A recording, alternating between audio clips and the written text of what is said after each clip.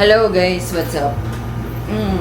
Nandito ako sa isang event ngayon dito sa Sultan Kudarat at mainit kaya nandito pa ako sa loob ng room, mamaya pa ako lalabas. Gusto ko lang makipagkwentuhan. Dito na naman ako sa sumusunod na camera. Kagabi, galing kaming Jensan. May damit ako guys, nakatsubo ko. Galing kaming Jensan. Ngayon, nasa Greenleaf kami. Ako kasi kapag dumadating minsan, yung, alam mo yun, parang halos kaibigan ko lahat, and so on and so forth.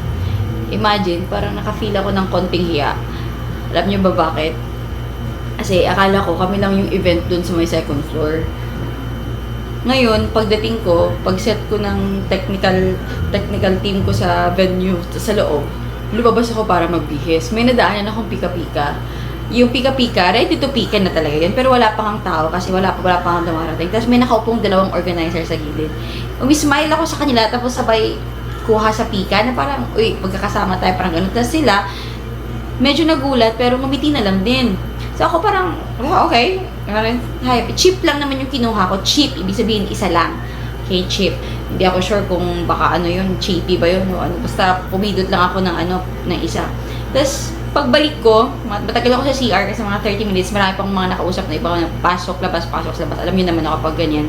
Sige, pag-usap talaga, kaya ako natagalan. Paglabas ko na naka-outfit, aurang-aura na, pak. Namula ako, alam niyo ba bakit? Kasi yung pinika ko palang pika-pika doon, hindi ko pala event yun, doon pala ako sa isa pang event.